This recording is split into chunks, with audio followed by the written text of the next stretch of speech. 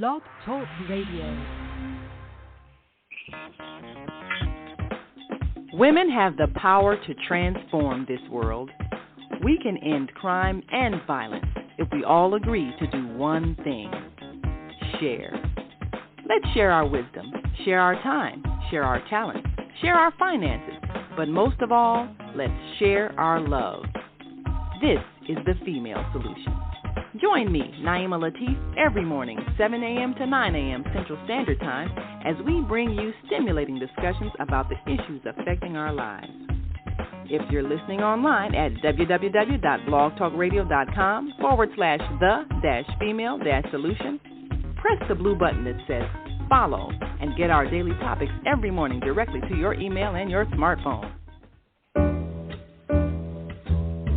Hi, I'm Naima Latif, Executive Producer of the Female Solution Radio Show.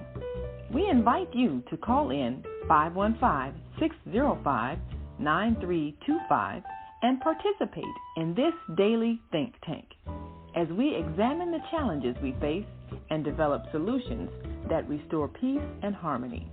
We are global transformers, changing the world from the way it is to the way it should be. We are one. Wherever we live on this earth, we are one human family. On behalf of our team of radio hosts, I'd like to extend a greeting to all the members of our family, whenever and wherever you may be listening around the world. To our family in China, Ni Hao. In India, Namaste. In Japan, Konnichiwa. In Korea, Annyeonghaseyo. In Russia, Здравствуйте.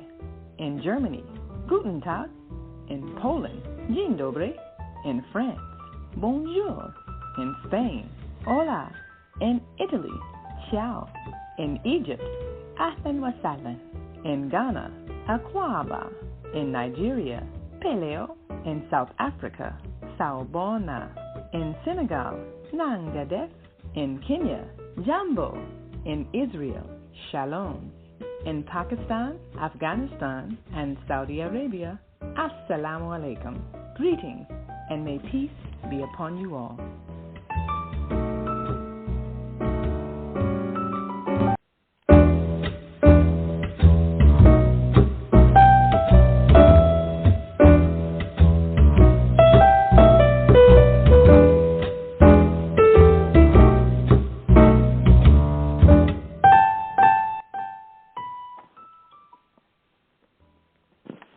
Hello, good evening. Good morning. Good evening. Grand Rising. Yes. Grand Rising, yes. Well, I guess for you it'll be Grand Setting. We're joined by our today host, Zhana, live from London, where it is evening. And we thank you so much. It's still light out. The sun's still shining, but the days are getting shorter and shorter. And in Britain, in the wintertime, the days are really, really short. So at the moment, still enjoying a little bit of sunshine. And how are things? Are you back in Chicago? We're back in Chicago, and we're here with your two guests, my traveling companions, Excellent. fresh back from South Korea, where they had a tremendous experience of a nonviolent environment. We're looking forward to sharing with you today. I'm very keen to hear about this. I'm just going to do my little intro now. Greetings, everyone, and particularly welcome to my guests. This is Zhana, author of Success Strategies for Black People and Affirmations for Parents. And I host the annual Blogging Carnival for Nonviolence. Welcome to my Success Strategies show on the Female Solution Worldwide Radio and TV Network. I'm here on the first Saturday of every month to help you find solutions and strategies for any problems or challenges you may be experiencing. We are here to help you make 2023 your best year yet. Happy October. October is Black History Month here in the UK, and it's also the annual month of nonviolence, which is held by Black women for positive change and is open to everyone. And that means this month is the annual blogging carnival for nonviolence. So stay tuned for all the blogs I'll be publishing this month. The link for the blogging carnival for nonviolence is below. If you have questions or comments for me or for my guests, please phone in on 515-605-9325. Then press 1, which will put you in my queue so that you can speak to me or my guests. You can also join us on Facebook at The Female Solution and on YouTube at The Female Solution. I'm very happy to be welcoming two amazing guests today who are doing some brilliant work. Before I introduce them, I want to talk just a little bit about two terrible incidents which have recently happened in South London, and I'm going to get both of my guests to comment on these. One incident happened in South London just down the road from where I live. This happened a few weeks ago when a young black woman went into a shop to return some hair she had bought but not used. The shop owner refused to give her a refund, so she started grabbing things, and the shop owner decided to strangle her. The police were called, and the young woman was arrested. I'm not clear about whether the shop owner was arrested for strangling this young woman. She's still very much alive. So, he didn't kill her, but still, he put his hands on her. I need to stress that this is not the first incident of its kind. This is only the most recent one that I am aware of. And as I said, I'm going to be asking my guests about their responses to this incident and what recommendations they can make for how to prevent this kind of thing from happening again. The second incident I'm going to be asking my guests about is the murder of a 15-year-old girl. Oh, sorry, I should have said trigger warning. This is extreme violence.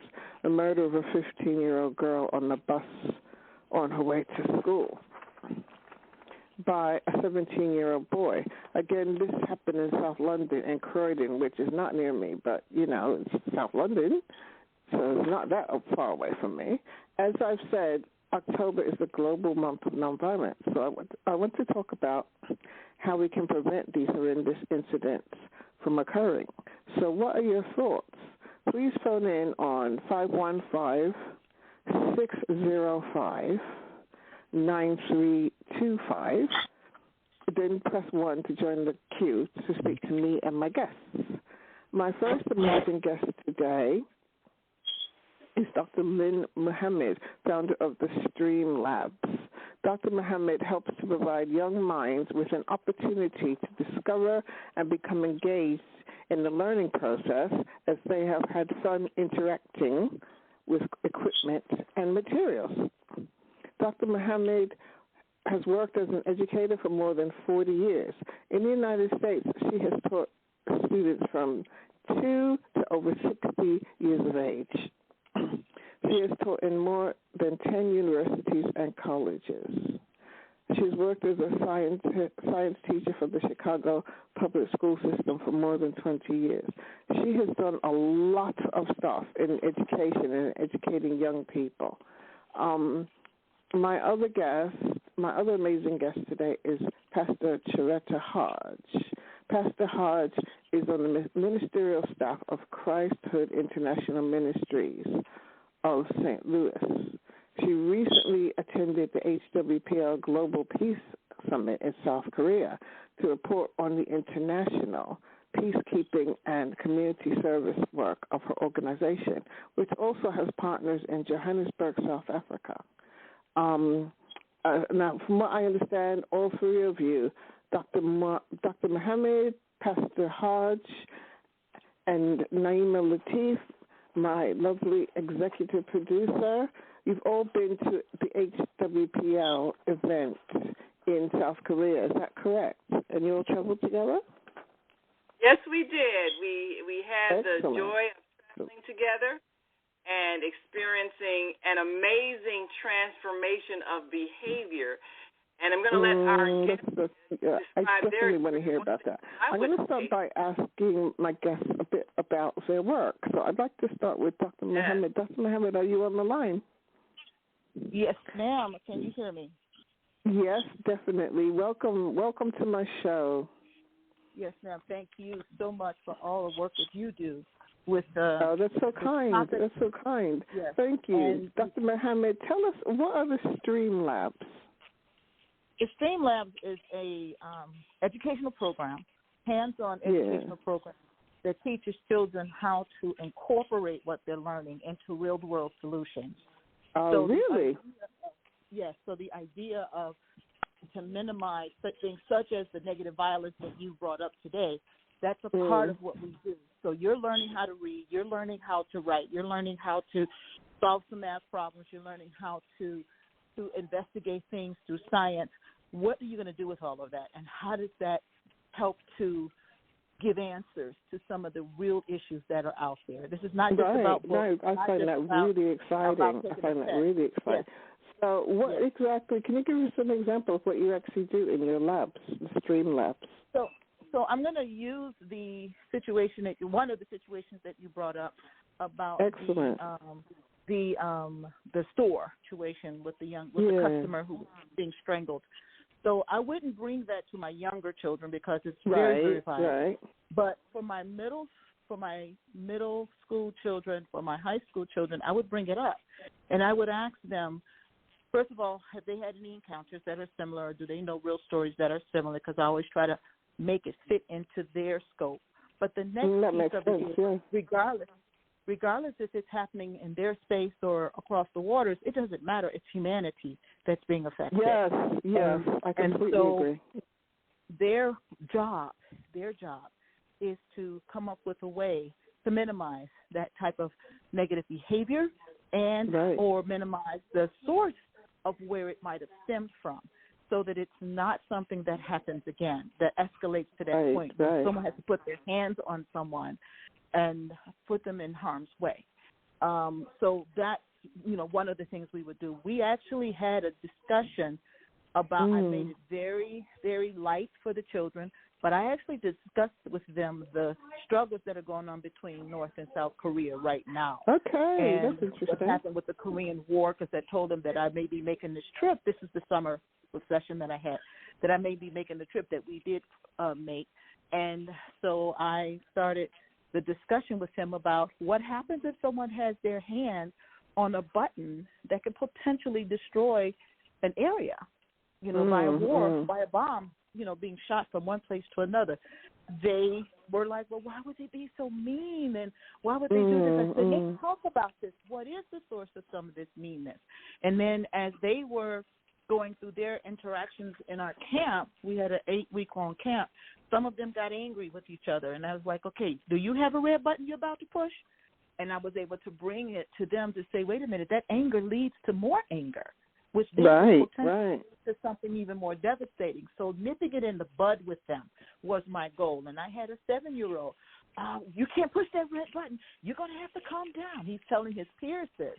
So getting them to start to realize that these things start young, start in our homes or in our communities, and they escalate into world issues. So what you experienced there in London is not much different than what we experienced in some of our stores.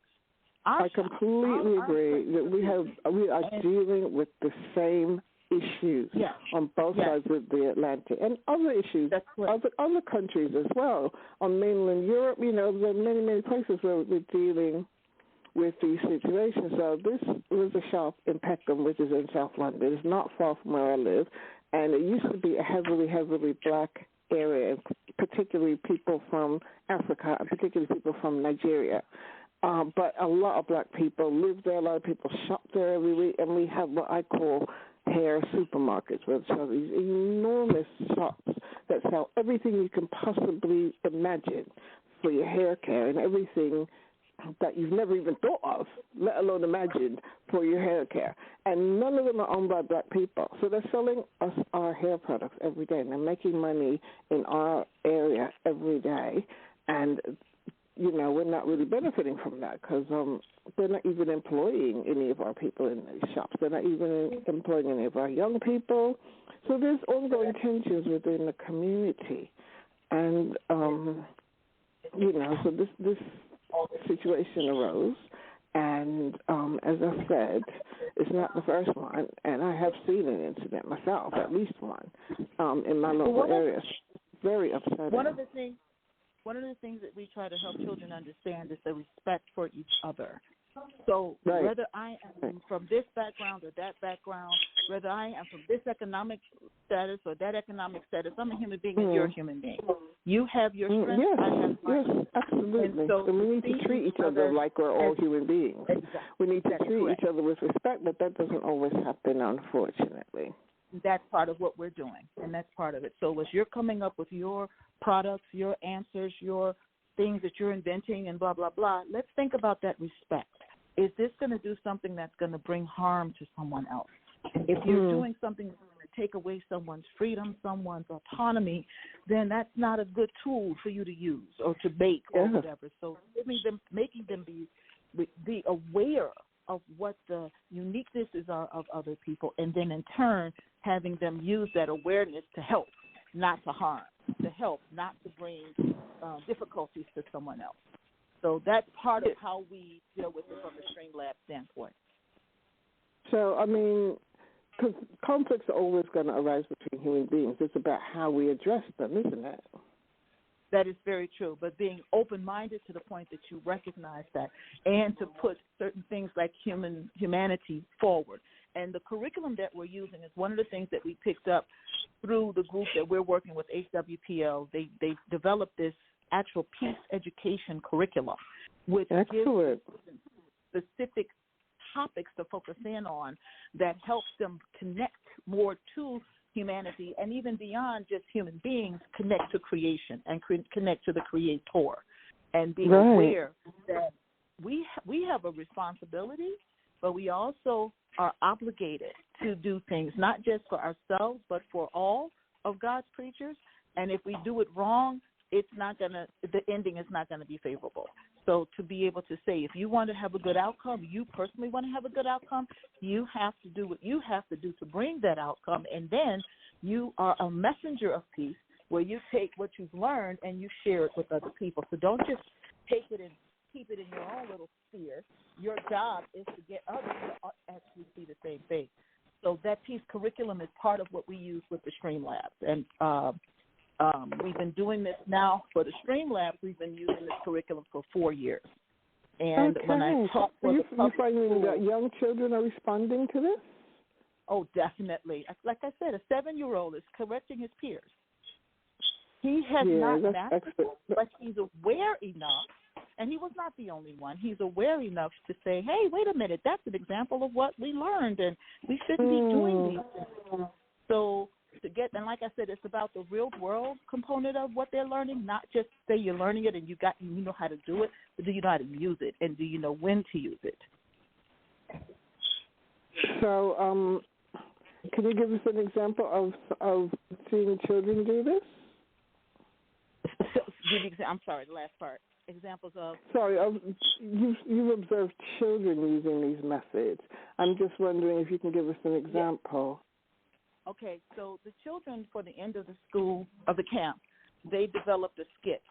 And their skit started out with some individuals being bullied and how they retaliated and how that retaliation led to something that wasn't productive for the people who were bullying or the victims of the bullies. And they then in turn recognized that the only way that this was going to be resolved, this is what they put into their skit, the only way that it's going to be resolved is if everybody recognized the value of each other and stopped the bullying and started being kind and considerate and apologizing and looking out for each other instead of just their own personal interests.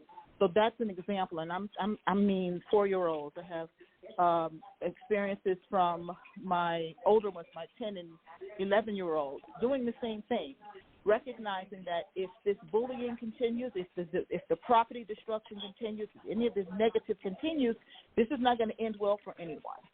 Right. And they're not experts in it, so it's going to take more time to really get it to solidify, but they demonstrated that they understood it over the 8 weeks of the summer camp. Yeah, that is brilliant. That is brilliant because you're planting the seeds, or to put it another way, you're building a foundation. And once you build that foundation, you can keep building on it. That's correct. That is correct. So that's very, very inspiring. I find that very inspiring. So I'm trying to think, should we take a break now? Because I've got lots more questions for our two guests. Well, we got 10 more minutes before break time. Yeah, we have 10 more minutes before the break time. Okay, cool. So perhaps you can and talk I'm to just our... Is Pastor Hodge on the line? Yes, she's on. She's on with me on our cool. Facebook and YouTube channel. So we see her beautiful face right here on screen. Excellent. Okay, so Pastor Hodge, I'm gonna have some questions for you as well. I just want to ask. Don't worry, I will be including you because we all want to hear what you have to say. Dr. Muhammad, I'm just wondering. You talked about the source of the problems. What do you think the source of the problems is? You said the force. Okay. The source. How, what's the basis of the problems? How do they start? Okay. Yes. She's asking what is the source of the problems. She's going to get Dr. Lynn Muhammad's view, and then she wants your view on what is the source of the problem, the problem of violence between people. So after Dr. Lynn explains. Okay. So you want Dr. Lynn Muhammad to explain first, and then Pastor Sharetta to explain? Well, I would like Dr. Muhammad to comment first, and then I've got some questions for Pastor Hodge. Yeah. Okay. So you want me to explain first? She got another question for Dr. Lynn, and then she'll ask you some questions. Okay, sure. All right. Okay. So the source of the problem, and I'm going to connect it to the HWPO curriculum again because it's part of the content material that we are using. The source of the problem begins when human beings start doing things that separates us from our Creator. We think we're the Almighty this and the Almighty that, and we're not grounded. We're not grounded in our faith. We're not grounded in our communities. We're not grounded looking at those human characteristics. So when we try to be the omniscient instead of recognizing God as being the omniscient, then yes, we start to have these kinds of issues. So when we're talking to the children, when it all boils down to it, it's not that they have a problem with the other person. Something went wrong. And instead of them understanding how they could get that situation rectified, they resort to violence. Right. And because if something doesn't go the way we want it to go, we can still turn things around, right?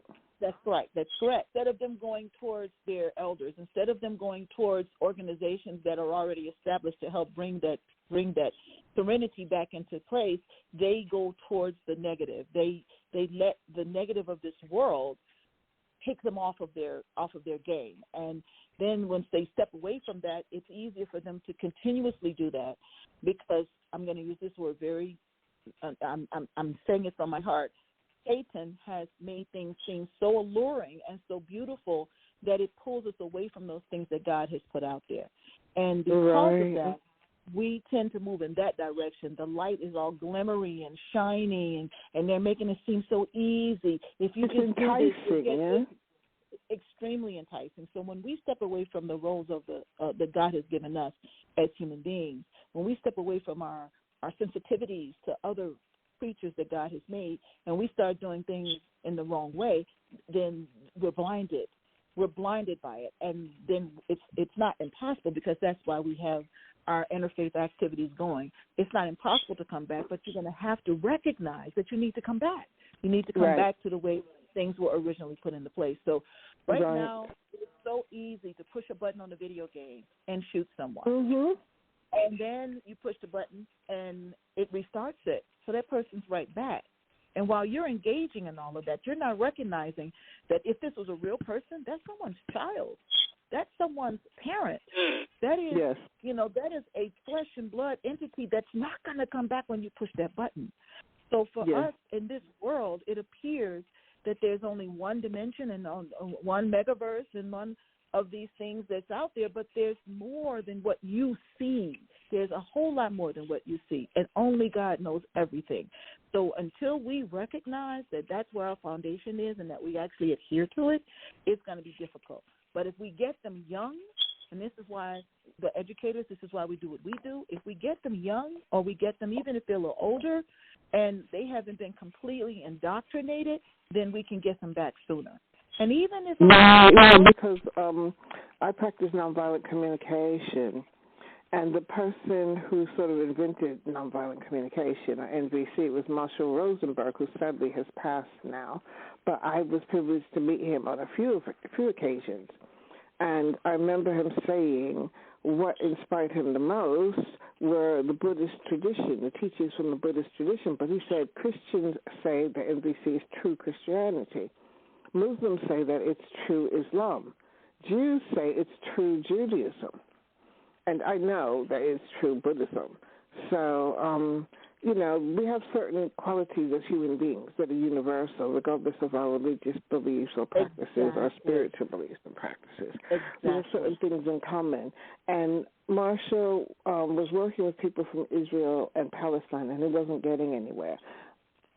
So, and I imagine he was experiencing quite a bit of frustration. So he decided he needed to work with the children. And that's when he started making progress. And he said he see 4-year-olds use NVC. He said, if I hadn't seen it with my own eyes, I wouldn't have believed it. Mm-hmm. But, we could start at a very, very young age to change things. Sometimes we're not going to get anywhere with the parents, so we have to start with the children sometimes. And that's why the Streamlabs does. And we are getting the results that we're getting. And when they go home, they tell their parents what they've learned. When their parents come to our program, they're seeing it. They're seeing their child do this and do that. And it's not something that's going to be conquered in a day. It's not. Like I said earlier, it's going to take time. It's going to take time. But one of the things that we're doing too, not only is the Streamlabs working here in Chicago to try to, get this program to develop these messengers of peace. Not only are we working, we're trying to get it into the Chicago public schools. We're trying to get it into other private area. And by doing that, we're not only going in ourselves and teaching, we have developed staff training programs. And so as we're talking to these administrators, we're saying to those administrators, right now, we will teach your teachers for you to help them get an understanding of what this is. So once we're done and we go on to help the next set of schools, help the next set of schools that you all continue with this. So you're right. And starting with these young ones is critical, but we also have to recognize the village. The children are not isolated; they're in a village, and we have to make sure that the village is informed enough to be able to reinforce this.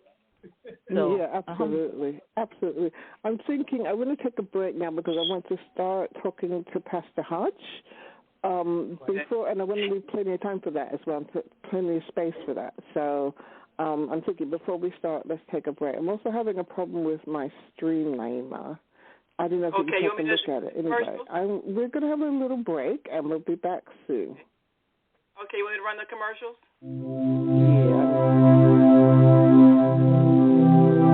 Do you want to live in a world without war?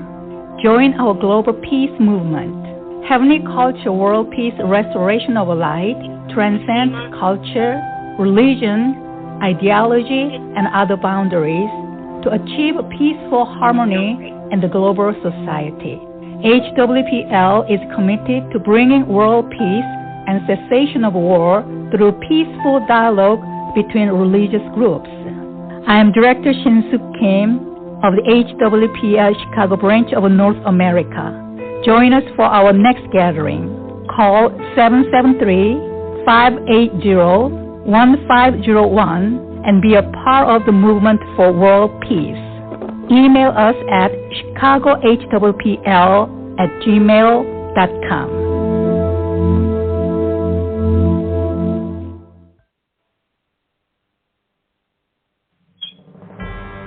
Are you constantly arguing with your spouse?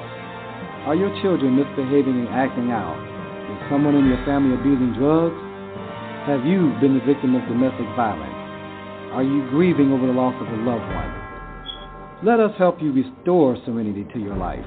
At Serenity Family Social Services, we understand that good mental health is the result of emotional well-being. Our goal is to assist you and your family in removing emotional distress and restoring harmony and balance to your lives. We offer individual, couples, and family counseling.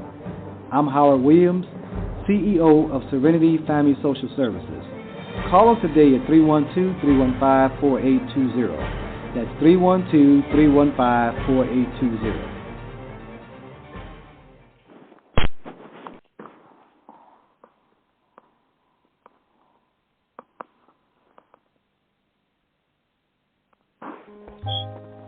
We have an opportunity to transform the whole global society in the next 50 years.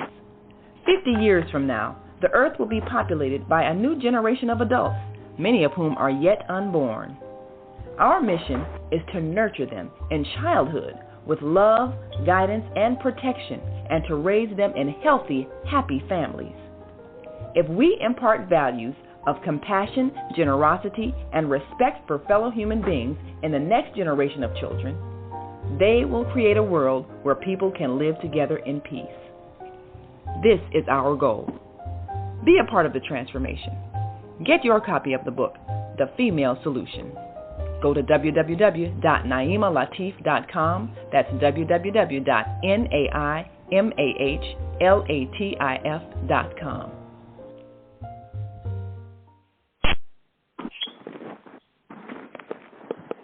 Okay, are we back? You're back. Okay, lovely.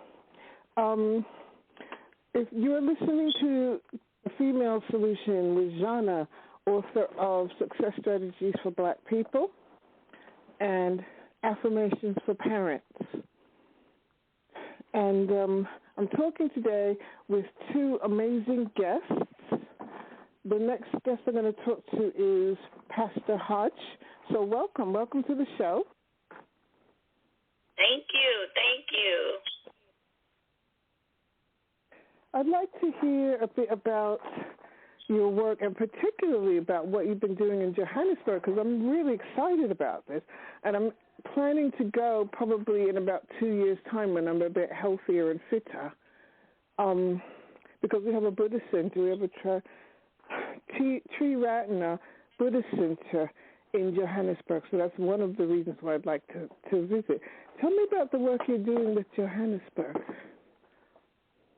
I didn't hear what she said. She wants, she wanted to know about the work that you're doing in Johannesburg, because we know that your ministry is located in St. Louis, but you also have an outlet in Johannesburg, chapter in Johannesburg. Just want to know about Johannesburg, South Africa. Okay, yes. So my founder, which is Dr. Mehdi Joseph Katsuela, he's also an ambassador for the United Nations, establishing churches, South Africa, India, Ghana, and the work that's been going on right now, in the process right now of building a school in India, Johannesburg, just preaching the gospel. Actually, before Dr. Mehdi came to America, he already had a church that was already founded in South Africa, which is actually continue going on from the sons and the daughters that he raised. They're still taking over in South Africa. All right. So how long has he been doing the work out there? And, how long has he been doing that work? Well, are you talking about me or the founder? Well, let's start with the founder, and then we're going to definitely come on to you as well. Okay, great. So my founder, which is Dr. Mehdi, he's originally from South Africa, from Johannesburg, and he's been there his whole life. And about 5 years ago, he got a call from the Lord to come to America to establish and to build here in America. So the church in South Africa has been founded over 20-some years. Right. Okay. So he was originally from there. And so what work are you doing together? I can barely hear you. I'm so sorry. I was telling Naima I can barely hear, but I'm doing the best that I can. Can you repeat the question? What work are you doing together? What work are you doing together with the founder? Yes. Oh, with the founder? Yes. Oh, so I work very closely with him. So, as you know, it's funny that you say that. As of right now, as we speaking, we're doing homeless shelters. We actually was just blessed to get a building here in America, St. Louis, Missouri, where our church here is founded, on Christie Avenue. And we were just, right now, we in the process of establishing a shelter for battered women and children, where every year around this time, homeless. We wasn't able to shelter last year because we didn't have an actual mortal building, brick building. And so this year we're able to do it. So we will be taking in women and children. We will be able to feed them, clothe them, not just minister to them the word of God, but actually teach them life lessons and life tools. As a matter of fact, maybe about an hour from now, I will be going to one of our leadership classes that we held every first Saturday and every last Saturday of every month, and not just teaching biblical principles, but teaching life principles also. We all talk about the biblical aspect, but people need to have just daily principles on how to, take care of your health, how to take care of your personal hygiene, how to fill out applications, how to dress for a proper interview and things like that. So we are in the process of teaching those things even now. That's wonderful, because that's so necessary. What you talk about is so necessary. Our Buddhist movement, Triratna, has a charity which we've had for many years based in India called Karuna, which means compassion. And they work primarily on health care and education, because you can't just teach people the teachings of the Buddha if they're struggling to eat, if they're struggling to feed their children, if they've got health issues that are not being addressed. So they offer practical solutions. And they do things like they have dorms where youngsters who live in villages where there's no school can come and stay and get an education. Yes. And, just to it's add so to important, that, isn't it? If you don't mind me adding to it, I overheard you and the conversation you all were talking about for the violence and things like that that's going on in the world. And I just wanted to input on that. I teach, because I'm one of the youth pastors, and one of the things that I teach the youth, most adults are only hurt children because they haven't been healed from the trauma and the things that they experienced as a child. So what happens is when you're not healed, you grow up with those same hurts. You grow up with those same disappointments. And what you happen to do is you look at people in the world, in your life, and think that they're going to hurt you the same way that you've been hurt coming up. And so that's a very serious thing that's going on right now in this time. We know that even in I can't speak for every culture, but some black cultures, they teach that, it's if you go see a counselor or if you go see a therapist, something wrong, you crazy. Those are the things that were taught coming up. There are people in Africa who teach if you have cancer, it's your own fault because you don't believe in God. Going to see a therapist and going to see a counselor, that's actually healthy. That actually helps me. But you see, not everyone has that same culture. So that it won't grow into something major, but that also helps you to get past trauma hurt. Because right now, hurt people, but heal people as well. And your mother and your father taught you what was taught to them. So if they wasn't taught in a correct way, they only passed down what was being taught to them. So now we're dealing with a generation of parents who also operating and hurting. And so what happened is they pass the hurt on to the child, which after so long, it turns to not only trauma, but it turns into madness, it turns to disappointment, and it turns to the point to where, you know what, I've been hurt a lot as a child. I ain't letting nobody else hurt me.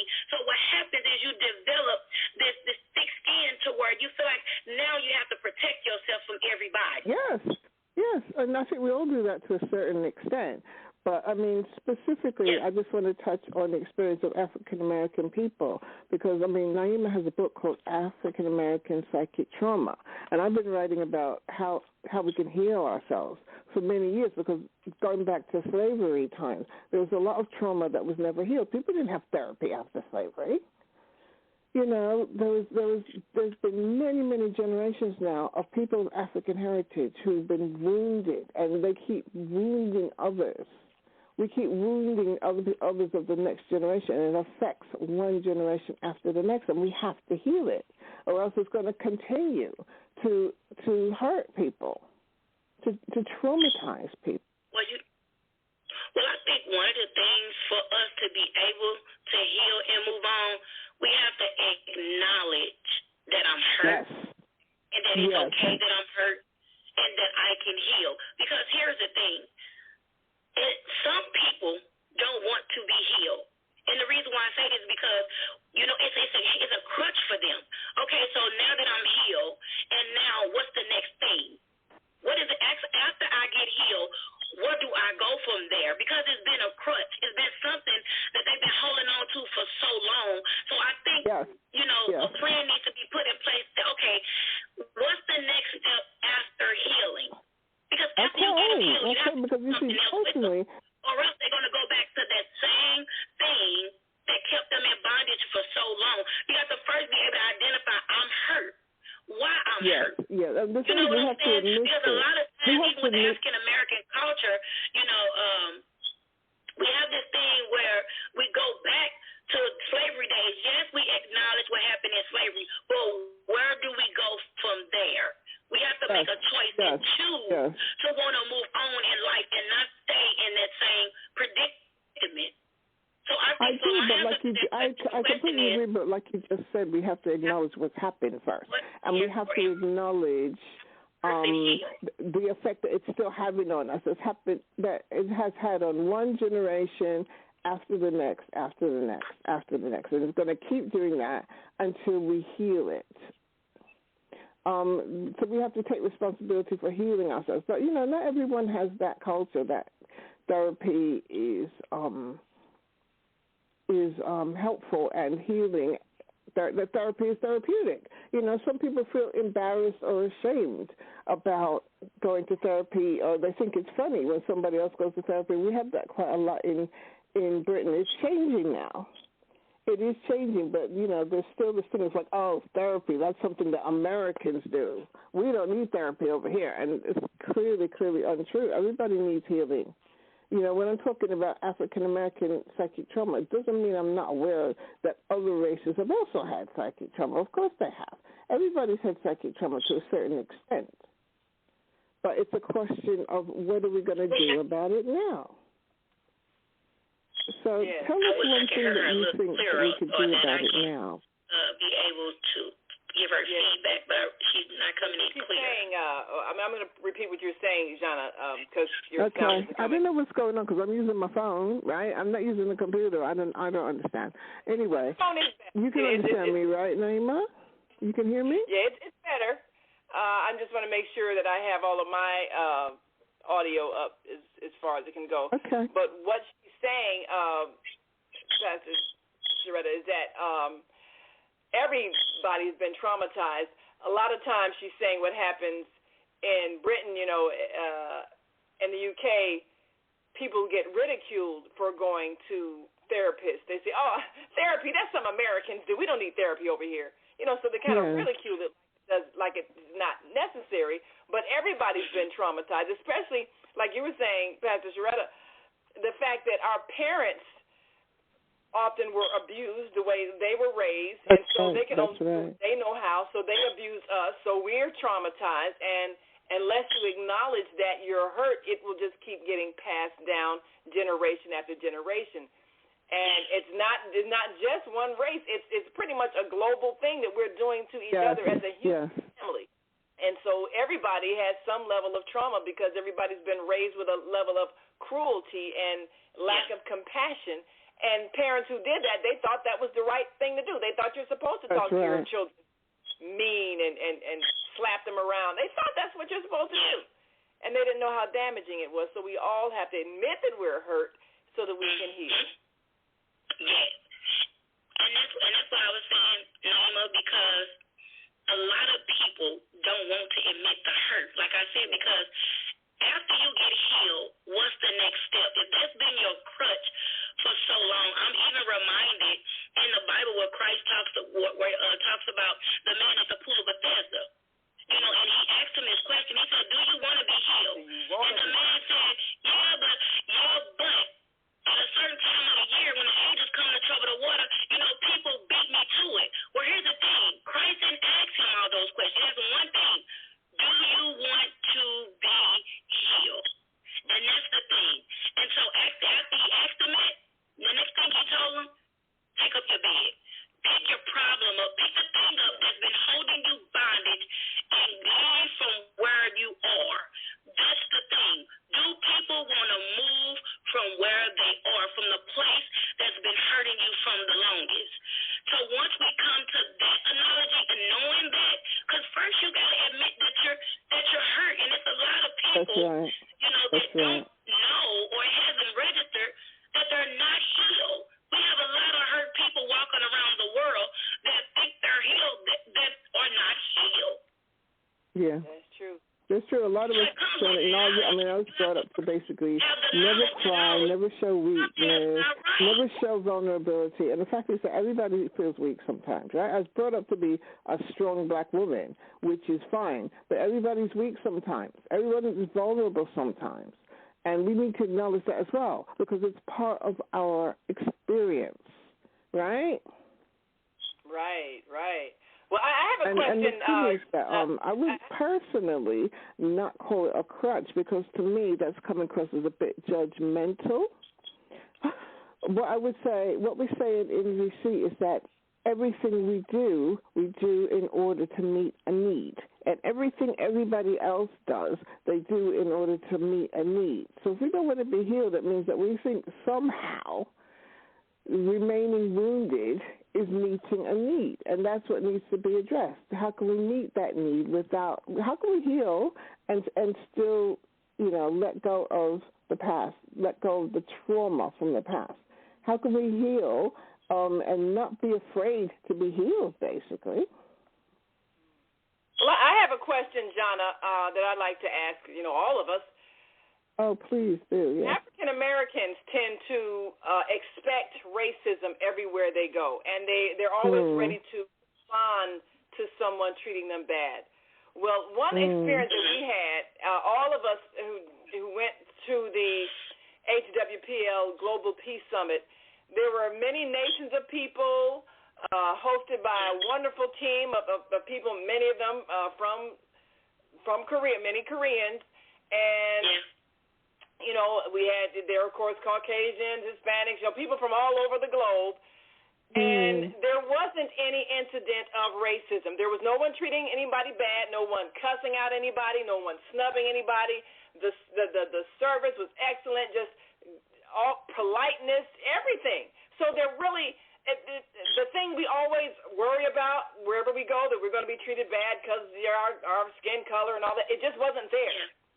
Right. So that being the case, there was never a reason to be rude to anybody or short-tempered or unpleasant. There was no reason. And sometimes we use the expectation of racism or the perception of racism as an excuse for our own rude behavior to somebody. Right. And there was no reason for it. There was nothing anyone did that could have in any way been misconstrued as racist or discriminatory at all. So, and I guess one of the things that we're saying in terms of what do you do when the problem is gone if you've been holding on to that as a reason for your own misbehavior. Well, there's nothing that you can. There's no crutch. There's nothing to blame. There's nobody to point to say, oh, they treated me wrong or they discriminated. What if it's not there and you have to look at your own self and say, am I the one being rude? Am I the one being short-tempered? Am I the one being nasty? Am I the one being mean? Because nobody's hurting me. Why am I doing this? I can't blame anybody. Yeah, you see, we carry this pain inside of us.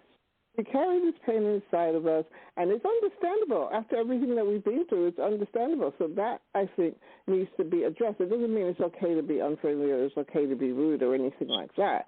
But I think it needs to be addressed, because if we're carrying those thoughts and those beliefs and those emotions, it means somehow we believe that it's meeting a need. Otherwise, we wouldn't be carrying them. Somehow, somewhere, and I think a lot of the time, because I find like the kind of black people who are, I'm just going to talk about black people right now, okay? The kind of people of African heritage who believe that racism is everywhere, they've probably been through a process. And then there's other black people who are very, very naive about racism. And they think, oh, well, you know, these people don't mean any harm. Someone can come into your church and shoot everybody in the church or shoot some people into the church. And then they stand there and go, we forgive him. And to me, I think that's too simplistic. I think it's oversimplifying to just say, right, we forgive him. That's just an example. But, you know, to me, what I observe is two different forms of awareness. So there are people who are very, very naive about racism and think, oh, we should just treat everybody the same. We should just treat everybody the same, which is how I was brought up. And then there's the people who are sort of hyper-aware of racism and see it everywhere. And both of those, I think, need to be addressed. What do you think? I agree. What's she saying? Well, and I don't know, I'll see if Dr. Lynn is still on, if she wants to answer that as well. I actually do, yeah. Yeah, Dr. Lynn, you want to take that one? She was asking about what do we think about people who, the two extremes. One, people who kind of deny that sometimes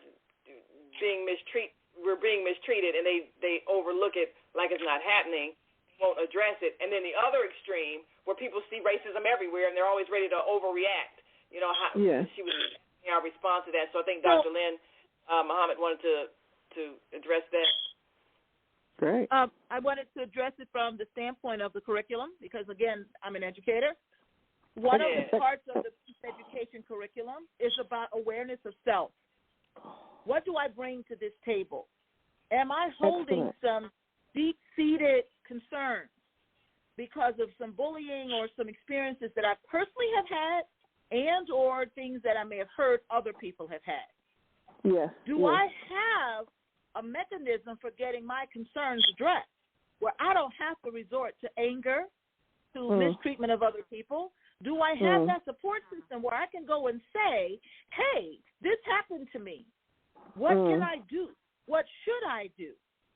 When I was not born into slavery, okay? Not physical slavery anyway. I was not born into it. But my great-grandparents, my elders were. Yes. During that time period, it was extremely popular for the elders to pull the youth aside and ridicule them and talk mean to them. And they did that as part of the seasoning. So when they were actually working in the field or in the house or wherever they were working as slaves, when they were experiencing that from their slave masters or their family, they did not resort to defense. Right. They backed up. The elders did it in a serious way, but still they came back with that love and that TLC. And so when they experienced it from the people out there in the field who were hurting them and doing it intentionally to break them, they did not resort to something that would end their life because it was important for survival. So they taught them how to cope with it, but they had their elders to do that. And if we're disconnected, I don't trust my elders. Those old people, they don't know this. They don't know that. If we don't connect to them, they've been through what we're going through right now, be it being oblivious to the damage that was done from slavery or be it being in something where you're actually being discriminated against today. They've been through that. They can guide us. They can tell us. They can help us how to deal with that. But we have to know and respect them, and that's part of the curriculum. That's part of the peace education curriculum. Yeah, I mean, to me, I just have to say of the elders, I mean, I'm an elder myself now. Some of the elders are aware and can help us and guide us, and not everybody can. Some people are still in a state of denial, sadly. And that's how they cope. I mean, it's not their fault, but that is how they cope, because we all have methods of trying to get our needs met. That's what NVC is all about, trying to get our needs met. I think that awareness that I do have this coping mechanism and this is how I deal with it helps that person then be, once I'm aware of myself, now I'm more sensitive to what's your coping mechanism. Right. And then I can get along with you a lot better because I understand who you are. But I have to be willing first to recognize me and then to go out and recognize what's going on with others. And once I get to that point, it's easier for me. It's not me not what laying you're saying is so important. It has to start with self. It has to start with the individual. I don't think we can just go out and heal other people when we still have, such a deep need for healing ourselves. We need to deal with what's going on inside of us first. What do you think? I agree. Zhana, there's a couple of comments on our Facebook page I want to share. Zelda, our Monday morning mindfulness host, she says, Grand Rising, beautiful Bronx Queens. She said, love the colors. Thank you, Dr. Lynn Muhammad, for this awakening. So thank you, Zelda, for that. And then Diana, our Friday and Sunday evening host, says, thank you, Pastor Sharetta, for your wisdom on this subject. So true about healing the childhood wounds. Do you believe adult addictions have a connection to the childhood traumas? That's a question.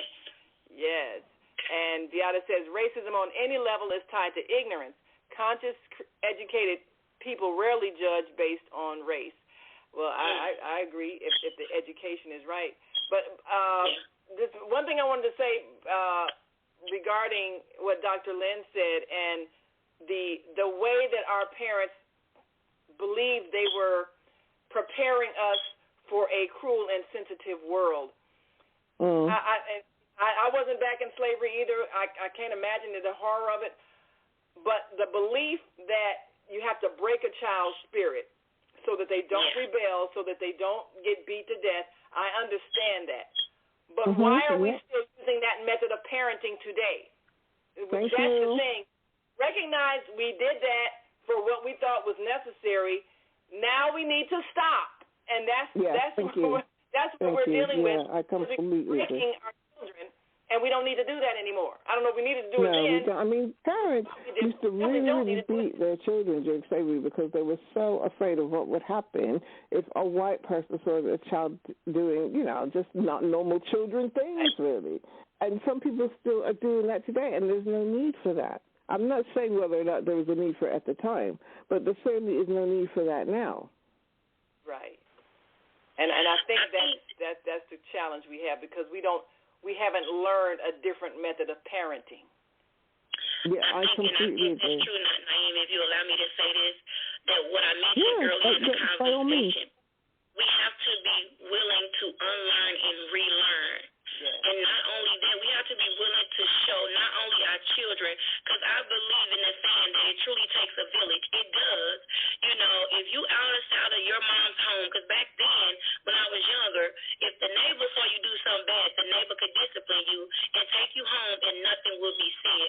Well, now we're living in a time where, like, I think someone mentioned it earlier today, that if you discipline or even put correction on your tongue to discipline a child, you get backlash, whether it's in words or whether it's a weapon pulled out, and so I think that comes to us willing to unlearn and relearn, and not only that, admitting what I said earlier today, admitting that there is a problem.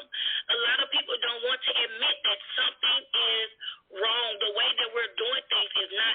Naeem, I think you said it earlier today that growing up, we were taught that if you, mother back in slavery, that you discipline a child. I know even with abuse of men, a lot of young women think that when a man talks to them bad or crazy, or if he ain't knocking them upside the head, that they don't love them.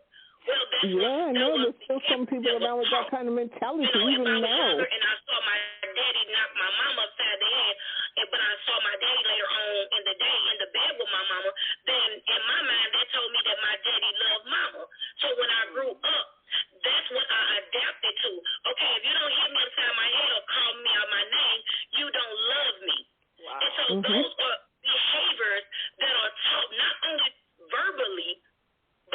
with the eye. Sometimes you don't have to say anything. We have a lot of visual learners nowadays, meaning if they see something, I got it. And so even with a child, kids are sponges. And you don't have to say anything. Now you can look at a child and, I know about with my son, and it's not to threaten him or anything, but if I give him a certain look, okay, mama's not happy about that. And so growing up, if a child see it, well, that's how it's supposed to be. Right. And so those are things that are being taught. But to answer your question, how do we fix the problem? I am all for that. That's what we need, the solution. We have to be willing to unlearn and relearn and show differently. It has to be a system put in place where it's okay for you to tell my daughter that she's out of line versus coming up to the school and you got the mama yelling at the principal and talking to the principal crazy. Then you got the child looking at the mama disrespect the principal. You need to change the atmosphere. The child needs to see the mom agree with the principal and say, hey, listen, no, you were wrong. This is not how I raised you. We have to put action in it to stop speaking. Because if all we're doing is just talking, we're not going to see change. We have to put it in action. I agree with that, but sometimes the principal is wrong as well, and I think parents who behave that way have usually had a bad educational experience themselves. In Britain, there was a time in the 1970s where children were being put into these, what is called ESN schools, which is educationally subnormal. And if you were black, a lot of times you end up in an ESN school, also called sin bins. And the parents weren't doing anything about it. They just accepted what the teachers told them. They're living in a racist country. They experience racism on a daily basis, but they still didn't believe that the teachers were being racist to their children. And the children, a lot of black people in the 70s ended up in these sin bins at these ESN schools, educationally subnormal. And a lot, I think that parents have to take responsibility for challenging the teachers and the schools as well, or else that kind of nonsense happens. We have to take responsibility ourselves. My dad used to go to the school every year at the beginning of the year. Right? He didn't wait till there was a problem. He would go up there at the beginning of the year and he'd say, my daughter can do this and my daughter can do that. And if she doesn't learn anything, it's your fault. If there's any problem with my daughter, it's your fault. So he let them know from the beginning that he was an engaged parent. And they couldn't just, make decisions about me and not expect there to be any consequences.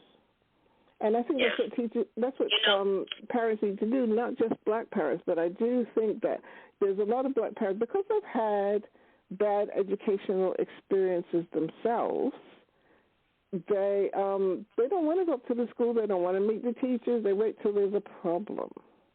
That's my thoughts. Right. I know we got to take a break, Zhana, but I certainly, when we come back, like to find out what both of these ladies think about situations where you do need to defend your child if they're not being treated fairly, but how to do it respect so that you're not teaching your child to respect school authority. That's kind of a tightrope we have to walk. So maybe we can find that out when we come back. Great. Okay. Now we're going to have a little break. All right. But we'll be back soon. Stay with us.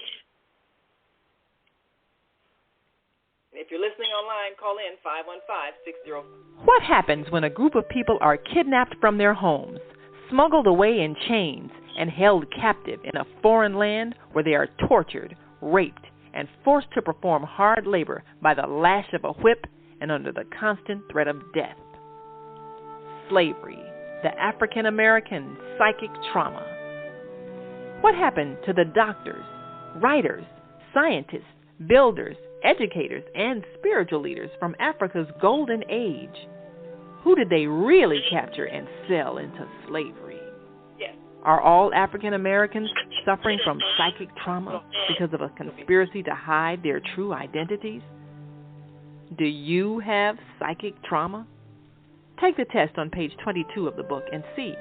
Order it online today at www.naimalatif.com. That's www.naimalatif.com, and get your personally autographed copy of the book, Slavery, the African American Psychic Trauma.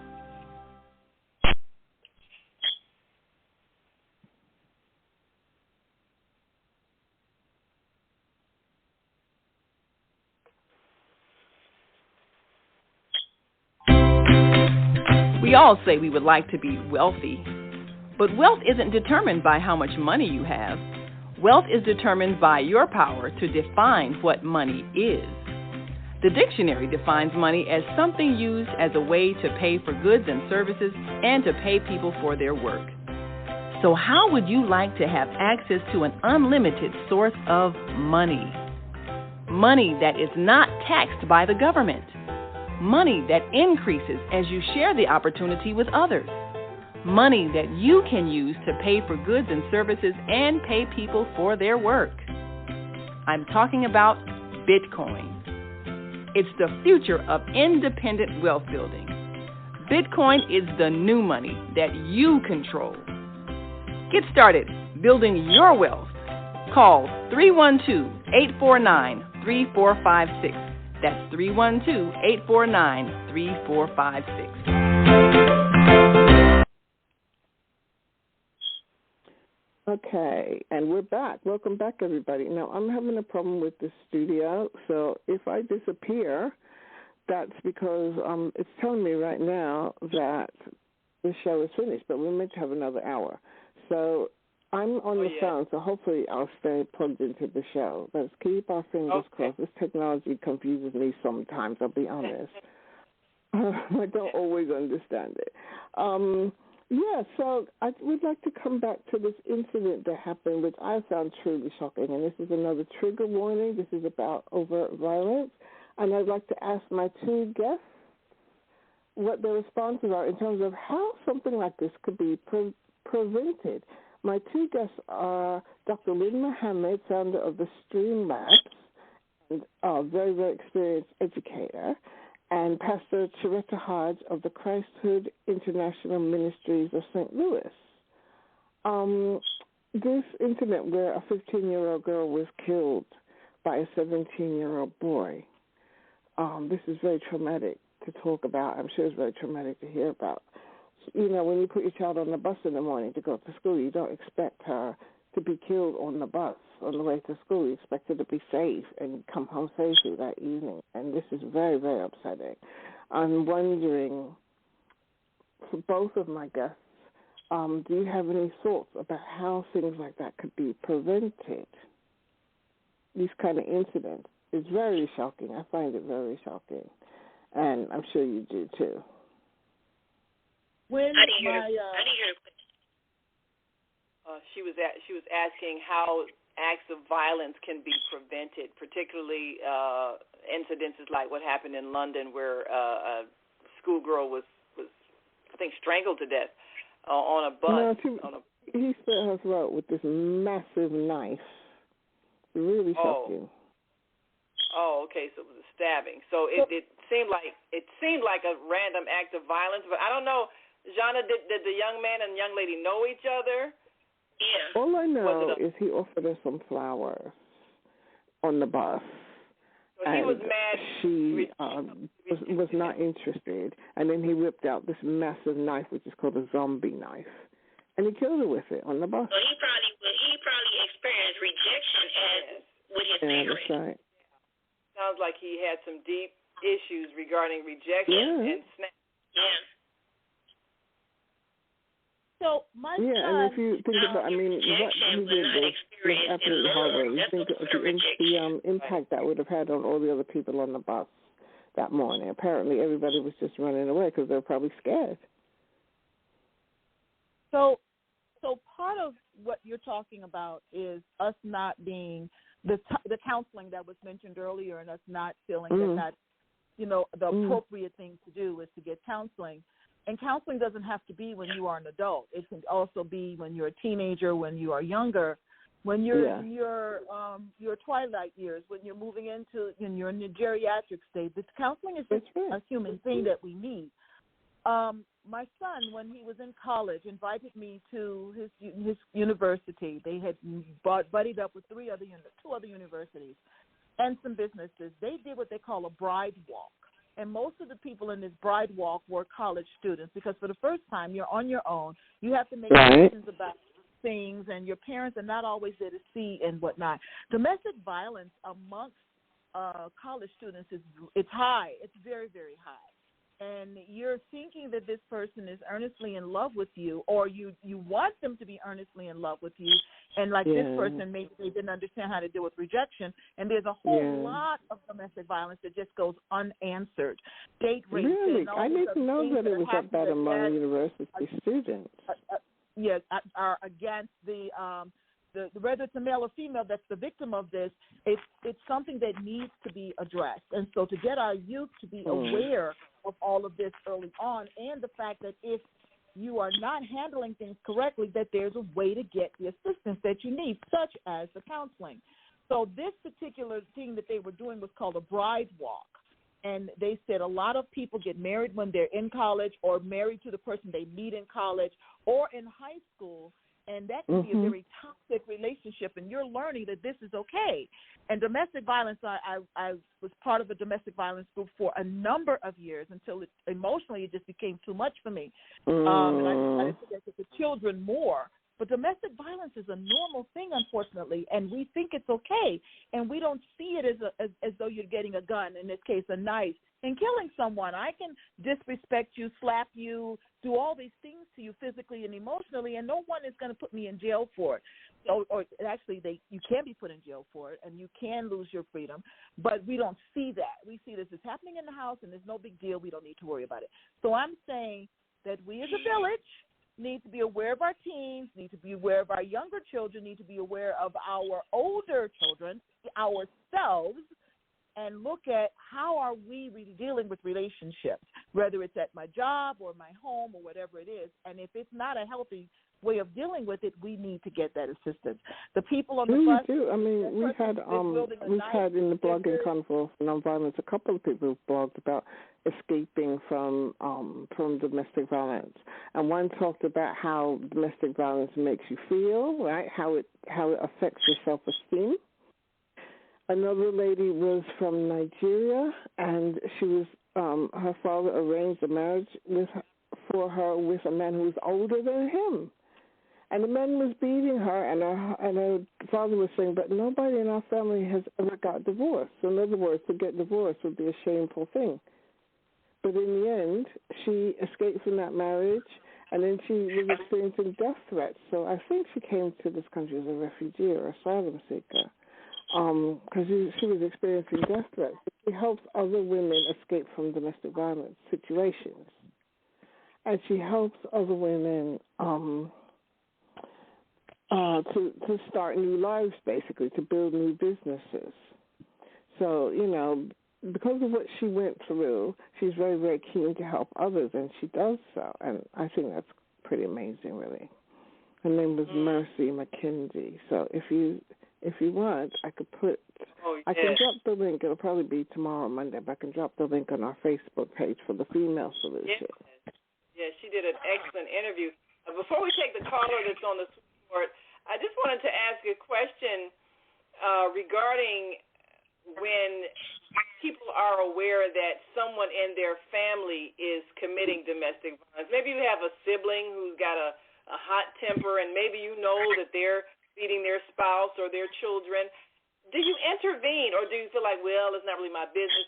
But you know it's happening. You know that there's violence. You know that the children are getting beaten, and it's severe, and, in the name of discipline or whatever, the parents are out of control, or, the husband or the wife is beating the spouse and, out of control, anger, violent, causing pain, situations where, and people even have listened to couples fighting, neighbors, and you know that there's violence going on. Do you call police, or do you say, well, I don't want to get involved? I mean, are we stepping up?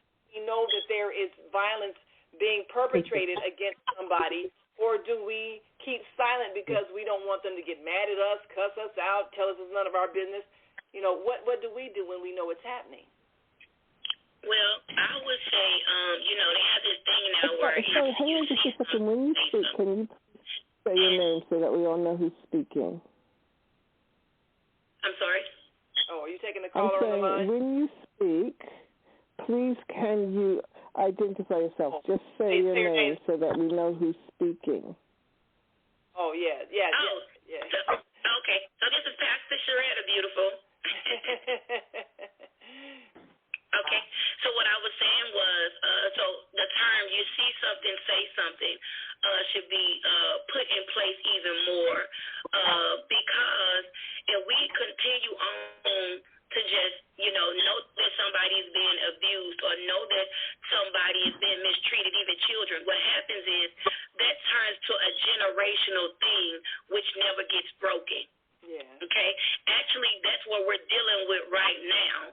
With the sexual abuse, with the rape, you have a rapist in the family and you're told not to say anything if uncle or auntie is touching, and then this child grows up with this trauma, and then you wonder why they don't want to get married is because somebody took their innocence, and so now they don't want to share. And so even now with the youth, it's called those uncomfortable conversations that you're kind of forced to have. I think if you see something, you should say something, because when you say something, you break the cycle. You not only break the cycle, you're saving somebody's life, whether it's physically, emotionally, spiritually, or mentally, because if you take and you do these things, even if, you hear a man beating a mother and the child hears it, mentally that child grows up to think that that's okay, and he turns into one, whether it's a man or woman, the woman turns into, I don't want a man because I heard a man beat my mama my whole life. So then she changes and she want a woman because she don't have faith and want a man. So that ruins the opportunity of her having a husband. And then it goes on to having children. Now she don't want children because she don't want her children to deal with or face the things that she's been faced with. So I think that's right, but we respect everybody on this, regardless of the orientation. Yes, because that saves the life. We have to come to a place where we break protocols. Yeah. We break the things that that we was once taught. And I'm reminded of a teaching that I even teach the youth. A manager in a job. A manager tells you what to do, but a leader shows you what to do. So you have to be able to distinguish the difference. Don't let this thing go into a cycle where it continues on. Break it by saving somebody's life, by saying something. I agree. And did you know, I heard this a few years ago, but I was reading this again today. The book, The Bluest Eye by Toni Morrison, I think that was her first novel. Are you familiar with it? We have seen maybe growing up, someone said something to put a stop to that. Yes, absolutely. Did you hear my question? Oh, you want to ask it again, please? Yeah, sure. Are you familiar with Toni Morrison's book, The Bluest Eye, which I think is her first novel? The Bluest Eye. Are you familiar with it? I've never read it, but I'm not. Well, it is a classic, but it's being banned in a lot of schools in a lot of states now. I read about this a few years ago, but I was reading about it again today. She deals with domestic violence and incest, an assault on a young girl. And because of that, a lot of schools and a lot of different states are banning it now. But she's talking about something, it's like, to me, The Color Purple also deals with this subject as well. And so does, what is the other book? I Know Why the Caged Bird Sings, Maya Angelou's first book. Yeah. They all touch on this, on the rape of children, the rape of young girls, children, by adult men who are in their families or who are close to them. And I really love The Color Purple, especially the film, because there were so many women who've been through this. I have met so many women who've been through this when they were children, and they've never seen their story told on the screen before. So that's why I think, that film is so important. These books are so important because I personally, that we like to pretend that these things don't happen in the black community. Right? I wrote a book about this, basically. We like to pretend that it doesn't happen in our communities, but it does. I think the statistics are 1 in 4 women have experienced some form of sexual assault. That's 25%. That's pretty high. And you just think of really the ones that's a very high percentage. But it's very high, and that means there was trauma, like our guests have been saying. There was trauma that's been passed down over the generations and never addressed and never healed. And so, if families just keep it quiet, well, Uncle so and so, just stay away from it, or Aunt so and so, or don't be alone with them. If you never talk about it, and children are traumatized, they're not fit for a relationship because their whole intimacy has been skewered. It has been destroyed because there's no trust there, because they have been violated. And when we don't talk about it, then it never heals. I think those books that you mentioned have been banned. If we did have those books in the school, it might open a door to be able to talk about it. And you have to have counselors available at our schools to deal with children that are going through that in their lives right now. That's why so many children are, and they've said that the numbers of sexual assault of children on other children has increased. And that's really shocking, but I'm sure that is true. That is awful. That is awful. And if we never get to talk about it, we never get to talk about what we've experienced, then how can we possibly heal it? You have to provide a safe space, as they say, for people to talk about it. Work like what Pastor Sharetta is doing. Work like with Dr. Lynn is doing. The things that we're doing in our circles, whether it's our ministry, our classrooms, places where we can talk to youth and let them know there's no judgment when they confide in us, and let them know that we will help them by getting them the help they need, and make sure that we find a way to keep them protected. Sometimes you have to remove a child out of a home. Now, the challenge that we have is that our foster care system, just like everything else has been ruined, has been monetized so much where you have people who are getting into foster care because they want to get the money that comes from being a foster parent. But that's been going on for generations. You know that, right? This is not a new thing. I don't know if they have that system in the UK, Zhana, with foster care, and then you pay parents to take care of a child that's in distress until the parents can get themselves together or whatever. But it's because it's been abused by too many people who don't have the right spirit, the right incentive, the right reason why they're in it. So many children have horror stories of having been placed into foster care to get them away from abusive parents, and the situation they got into was even more abusive. Matter of fact, we've had a few guests on that have had that experience. So how do we heal what's inside of people so that they don't damage other people? And how do we... That's right. Well, I just want to say a quick word about this before I go on to the next topic, which I'm really excited about, which is the HWPL Peace Summit. But I just want to say, the thing, I've done many, many practices to heal. And to heal myself, I've taught many, many practices to my students, and I've written about them in various different books. The thing that's helped me heal the most is nonviolent communication. And I am passionate about it. Nonviolent communication is based on empathy, and empathy is about listening. So it's about listening to ourselves, listening to each other. Not just, people say all the time, you need to talk to your children, which is very true, but you also need to listen to them. And, I just want to put in the plug for NVC here because it's so healing. It's such a powerful method. And we can get away from all the judging and blaming, which we call jackal speech. Jackals are expressions of unmet needs.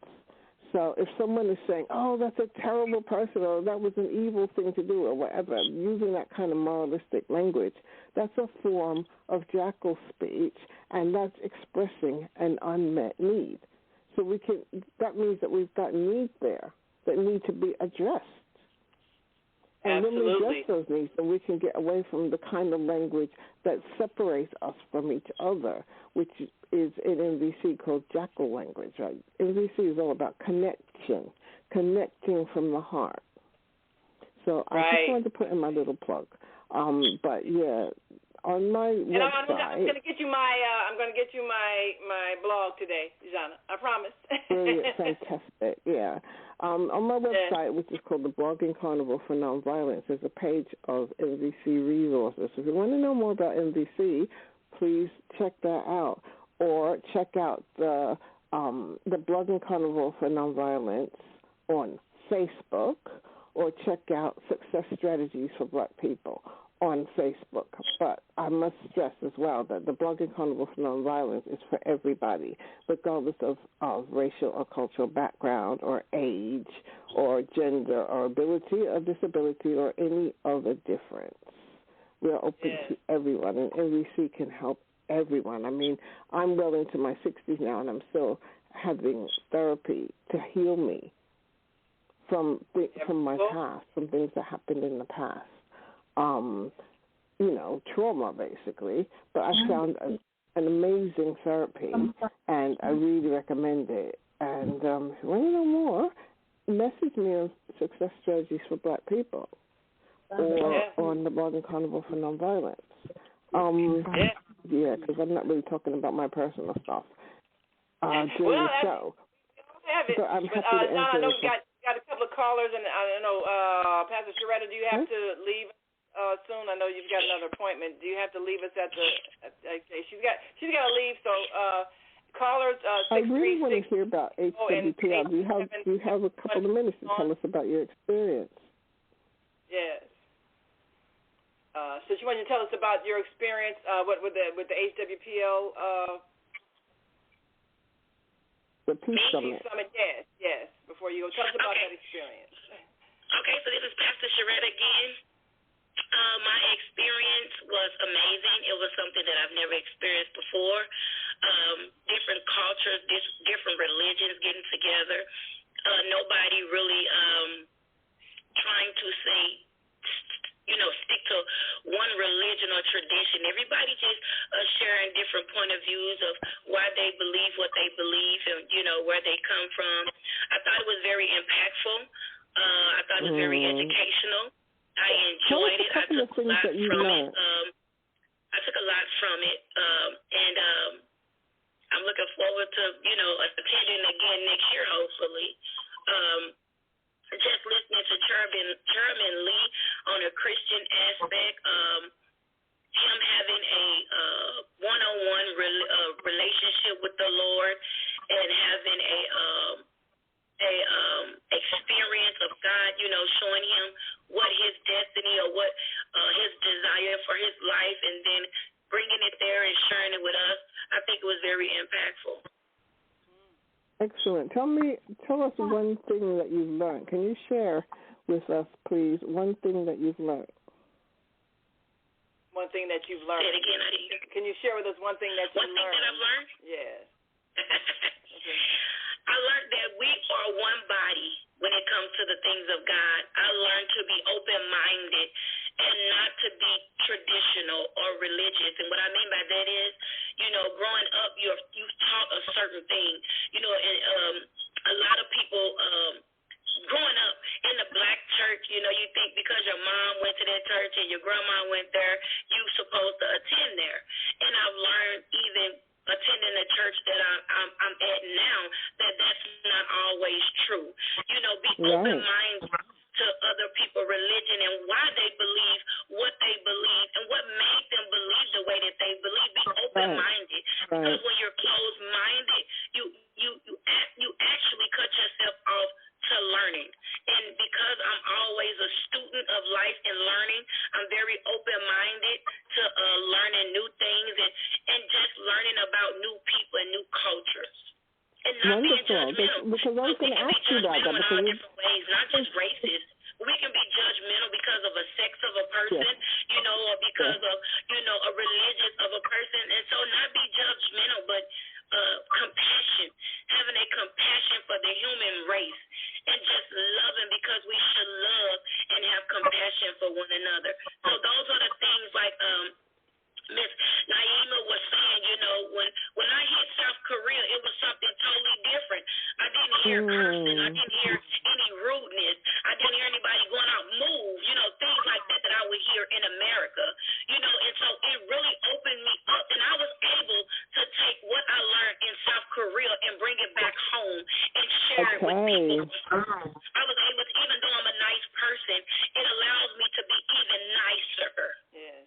Okay, that's great. To even compliment women even the more. If I said, maybe 2 compliments within a week, I made it my business that I did even 3 more compliments. Hey, beautiful, how are you? You're very beautiful, because of what I experienced by leaving America.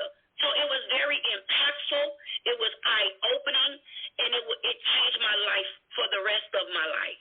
Wow. Wonderful. That is wonderful. Yeah, because I was going to ask both you and Dr. Muhammad, you don't have to believe in God to do these practices, do you? Because being a Buddhist, I do not believe in God, and I don't worship any God. But yeah, she's a Buddhist. She was trying to hear what you said because Zhana is Buddhist, and she was saying that one doesn't have to have the same belief in God in order to practice those principles, because some religions might not believe in a specific entity to worship, but still they can live those godly principles. They can live those principles of compassion for each other. Yes. Yeah, because I'm a firm believer. You treat people the way you want to be treated.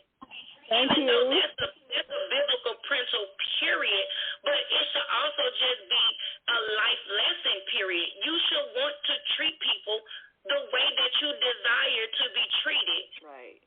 Right. That's the universal principle. Yes. Yeah, thank you for that. It is. That is universal. Go to church or go to any, to the Lamasa, anything like that to learn it. You should want to do that. Reciprocity should just be, you should just want to do that, because what you put out is what you're going to receive. Right. And that's what we have to learn, and that's what we have to teach our children so that they understand that you reap what you sow. You're going to get back what you give. That is what we need to teach.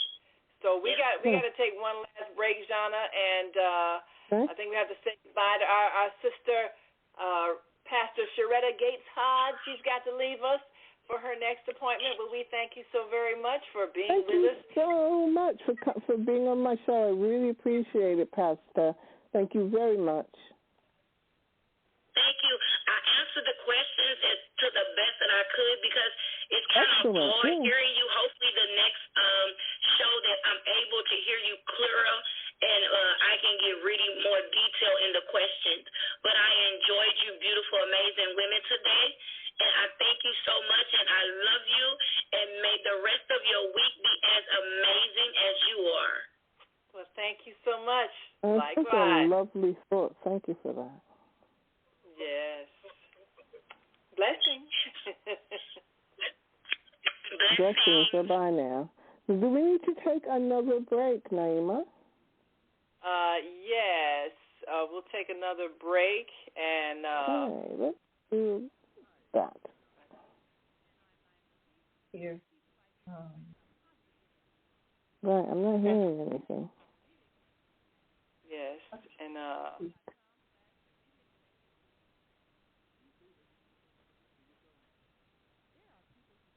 and we'll be right back. And, of course, if you're listening online, I want you to join this conversation. Give us a call, 515-605-9325, and press 1 when you're ready to speak. And, of course, if you called in and if your call dropped, call right back. We'll take you now. 515-605-9325, and press 1, and we will take your call. Open your mic and get your thoughts. So you got it? Well, I have been pressing buttons. That doesn't mean anything has happened, though. Oh, okay. Well, I'll do it from this end. We'll Thank you.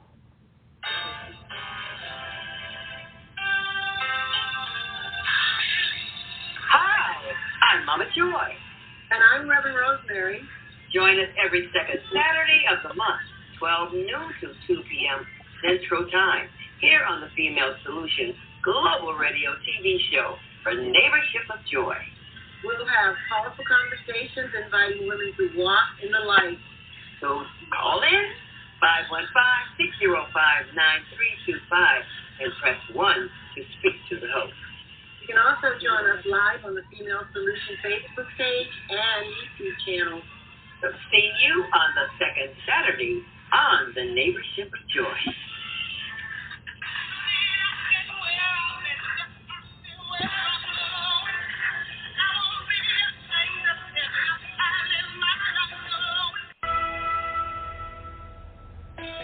Hey, it's time to take charge of your health.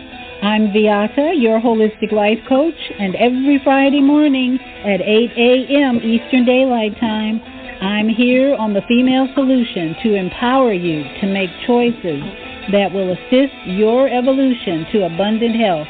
I'm also blogging every Sunday evening at 8 p.m. Eastern Daylight Time at Soul Purpose Healing, where I bring you a spiritual chiropractic adjustment to bring you back into alignment with our Creator's love, compassion, and wisdom. Join me every Friday morning at 8 a.m. and Sunday evening at 8 p.m. for a time of unity, enlightenment, and love vibration. Shalom.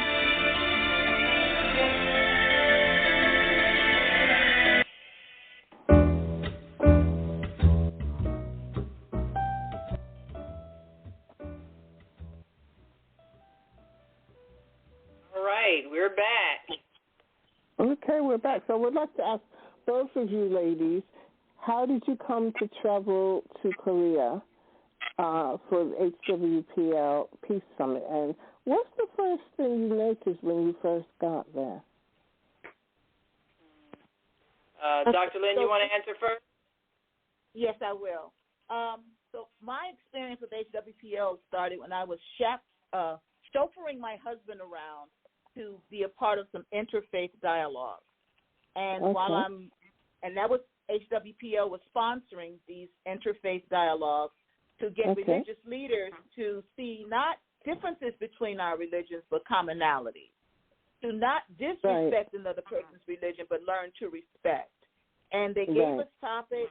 They gave us topics that are pretty much embedded in one or two scriptures, but when you look at it, it's there for majority of the scriptures. So it winded up being a really, really informational time for me to see how common our books are, and also to see and show respect for the religious leaders from other religions. So that's how I got started. I was chauffeuring my husband. He was a part of the dialogue, and then I became part of the dialogues from there.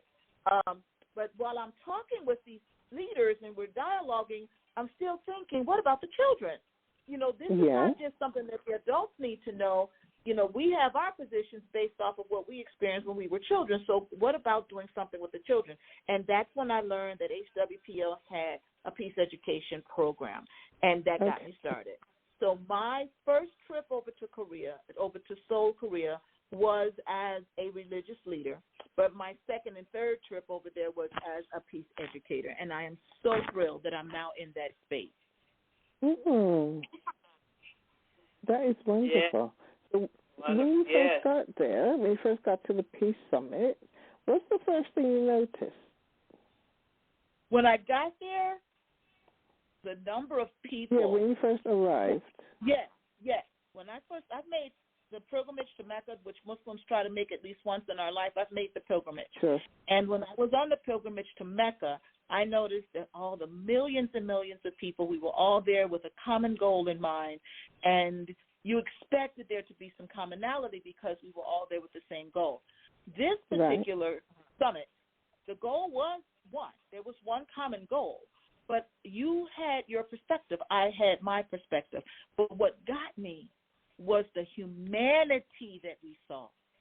It was how we aligned ourselves with each other. We greeted each other. We made friends. We exchanged contact information. And some of those individuals I still have contact with. And it's just a way to just see God's creation, to see the Creator's creation in a way where, or just the creation, period, in a way where all you can do is say, praise be to God, or praise be to the Creator, or praise be to whatever higher source you see, is to say, I didn't do this. You didn't do this. This was done by an entity that had a design that made all this stuff work. And so it's humbling. It's extremely humbling to be a part of that. And one of the most profound things that I heard, this was in on my second trip, a religious leader, a political leader, who was a part of getting the Slavic nations to stand on their own away from Russia. His country was given its autonomy back, and he was the ruler at the time, so he signed the document. When I heard him speak, and this goes back to a whole lot of what I'm hearing from this particular discussion and some of the things that I know Sister Naima has been doing with her efforts, one of the things that he said is when you have an entity that has been subjected to a dictatorship or a ruling party that has not been looking out for their best interest, when you have people that have been pulled away from the original design and put into servitude or bondage or whatever it may be, releasing them is not enough. The Emancipation Proclamation, the shackles being unlocked and letting people go, that wasn't enough. In his culture, he recognized that it wasn't enough to have that signature on the document to say that his country was free to have their own leadership. There are decades and generations of scars. That's and right. you all were asking the question earlier about how do we correct this? How do we deal with the parents who were themselves not disciplined in a way that is holistic? How do we deal with generations of things that have been done wrong, and now we're trying to rectify it? So he recognized that, and he said that, and that's part of the curriculum for the peace education program. I'm not advocating peace education just for the children. I'm advocating it for the adults, too. Absolutely. That curriculum that's HWPL, I think the adults should be using it, too. I think the adults should learn some of those same vocabulary concepts. And that whole concept of empathy, that's embedded. And you don't have to wait until you're taught that you should be empathetic towards another human being. That's laid of grass. That butterfly that pollinates, all of these things that has been put in place so that we can have the serenity that we get from nature, all of those pieces are there for a reason. And if I'm not empathetic, I might go squash all of the ants, which then in turn makes the roots of the grass not grow. And until we can see that harmony that exists in nature, until we can see that and understand our role in that, we will never be there. And that is part of what peace education and the nature of the HWPL program is about. Because Chairman Lee, the person who started this, he was standing in a field, and he saw devastation. How are you going to drop a bomb and it not destroy the plant? That bomb is going to annihilate whatever is in that. And it's not just the human life loss is massive. It's an atrocity that should never happen again. But and nobody should die senseless, whether it's one person or a million people. Nobody should die senseless for something like that. But when you're killing the trees, where's our food going to come from over time? It's not just the death of today. It's the death that's going to be in existence for a while. So HWPL's, this is me talking right now, HWPL's message in my eyes should be everywhere, whether it's in the courtroom, if it's in the boardroom, if it's in the nursery with the infant, or in the hospital, in the OR, where the patient's asleep, but there's someone over them, people over them taking care of their needs. That curriculum that we use for the Peace Initiative, the things that we're learning to do as religious leaders, and the dialogue, all of these pieces of HWPL, in my eyes, should be a part of our lives, should be a part of our everyday life. Right. Absolutely. Well, I agree. All of that is very inspiring. For now, Johnny, you want to take your caller now? Area code 872. Yes, I will. Yes, sorry to cut you off. Who's on 872-731? Please join us and introduce yourself. This is Zhana with the Success Strategies program. Hello? Hi, yes, welcome to the show. Can you say your name, please? Yes, my name is Rashida Ali. Hi, welcome to the show. Thank you very kindly. You know, I was thinking about something that was said earlier when it comes to people stigmatizing others when they go through trauma and they vocal. You know, they said out, you know, for comfort from their surroundings, but instead, and my experience been, they label you. For example, me, when I was speaking out because of oppression, my grandson was killed, and then I understand death. I had consecutive deaths in my family after that, but the trauma was my grandson was an outstanding student, 25-year-old man making over $130,000 a year working. And it was traumatizing because it was unsolved homicide. But I have faith and belief in God. But every time I went out, it seemed like it was like I was walking over dead bodies in the African-American community. So I decided to do something for myself and get, you know, some therapy from professionals. But then I also did some research on the conditions, the system that put passive fear in the slaves. And it's exactly, in my opinion, it's exactly the same way, developed legally, transformed into, you know, the black community. And so, you know, with what transformed us into docile behavior. And with the slave codes that were among most of us, which was a very violent law, they created those samples of hundreds of others past the, you know, in the 17th century and beyond. So I was thinking that in order to resolve the murders and homicides among people of color, we need to do what you all are doing, talk about it, and create some ways to sort of eliminate it, because the slave codes that was taught for over 377 years, which avoided preaching and teaching and writing or organizing, has been, in my opinion, programmed in our DNA. So in the African-American community here in Chicago, you speak of unsolved homicide and with concerns, not just because of your family members, but walking over dead bodies in a reputable community. So I decided to do some research, and I found out that Africans have higher levels of homicide, and Asians have higher levels of homicide than the Europeans. So I had decided to do some more research because I see that, in my opinion, that the slave code and the social coding that the Europeans did has affected us all, people of color.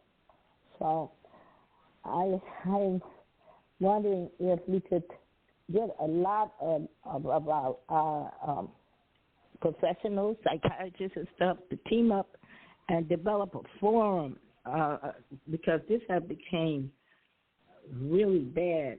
A lot of the blacks are killing and destroying many other black people.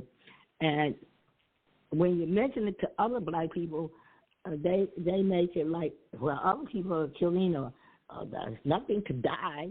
So if you can't develop some strategies or some type of platform to help heal and cure your own people, then you're a sad case. I think you're not accountable in your own community. So I am willing to join on with a team. I'm with a team of sisters that we band together in my religious community, and I want to, sort of do something better because outside of my little worship group that I attend, others in the social arena, when I discussed this with them, they made me feel victimized all over again and shut you off. I've even been called crazy because I told them I'm traumatized. I'm traumaphobic. And everybody has a phobia, because no one is God. So traumaphobic only means that you're fear of injury. So I did some more research on it, and I found out that if there's unsolved, this is what the Europeans say anyway, if the unsolved homicides are among a family member, they become traumatized. And traumaphobic is not a mental illness, it's a conditioning that's done because of the situation and puts fear in people. Phobic only means fear. Traumaphobic is fear of injury. And fear of injury, in my case, is walking outside in Peel Hill, seeing somebody stabbed, that's the rest of the community, and living in Chatham, which a lot of celebrities did live here, and walking over 10 bodies dead, men on the ground with no war zone. So I think it's a programming from the DNA of the slave master was coded and still is being coded. So I'd like to know what you think, because you're an interesting person and seem like you talk with a lot of concerns and logic. Yeah, okay. So are you asking me for my personal response? Yeah, she wanted to know what you thought about this. Is it something that's in the DNA? Are we, maybe African Americans, our DNA is reflecting trauma, and maybe those who are descended from slave owners or enslavers, maybe their DNA is passing down a certain level of, I don't know, cruelty or violence. Why does this keep happening? So she wanted your thoughts on that. Okay, well, my thoughts are very much that on the one hand, yes, it is in our DNA because our ancestors were so traumatized, and it gets into our bones. It gets into our blood, and it's going to keep affecting us and affecting each generation until such time as we heal it. So that's my thought. But, I mean, according to the Buddha's teaching, we all have evil inside of us. We all have negativity inside of us. We all have destructive energies inside of us, and it's a question of overcoming them. That's basically our job, right? That's why we do spiritual practice. And just to be very clear, I don't believe in a God or anything like that. And I don't worship any God, being a Buddhist. But, I mean, we all have goodness inside of us. We all have evil, destructive energies inside of us. And through spiritual practice, we can cultivate the positive, and we will eliminate the negative by doing that. So that's what I think, anyway. I don't know if you find that useful at all or interesting or helpful at all. Well, one thing, I know we only got a couple of minutes, but one thing I was going to say real quick about the idea of, is this something possible to overcome? That's one of the things we saw at the HWPL Peace Summit. People didn't have that in them, and you had blacks, whites, Asians, Americans, Europeans. We had people from all over, but they demonstrated that it's possible to create that heavenly culture by everybody choosing to treat each other kindly. And we can do that here in America as well. I think that was the biggest lesson, to be a place where there were like our guest has said, there was no cursing. Nobody was angry at anybody. Nobody was rude. It was there, which means it wasn't inside the people. So each of us has to heal from the trauma that we experience so that we don't pass it on. And our philosophy on the female solution is always that we have the power to transform the world by the way we raise the next generation. And so all of us can do that now. It starts with the individual. Personally, I'm more interested in working with parents, but I think that the people who want to work with children, brilliant. That's great. Do that. But, we're all born with negative, destructive tendencies. If you look around us, if you look around the world that we inherited from our ancestors, you can see all the negativity there that's affected us. It's been affected us for many generations.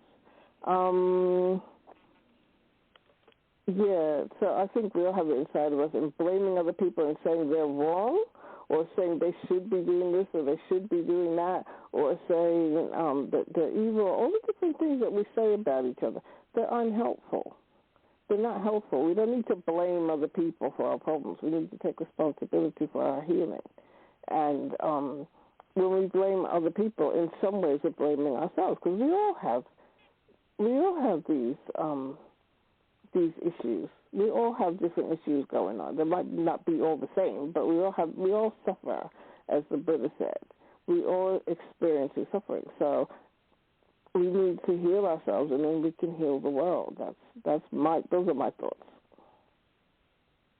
Yes, I agree. If we heal ourselves, we can heal the world.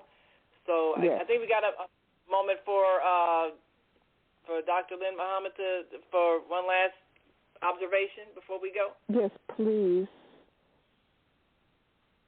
Oh, sorry. Can I just say, I don't know if we're going to have time to fully talk to this caller, but I do have a caller, and I'm going to try. Oh, my goodness. What was that? Hello? 872? Who's calling from 872? Yeah, I think that was Rashida who just got off the line.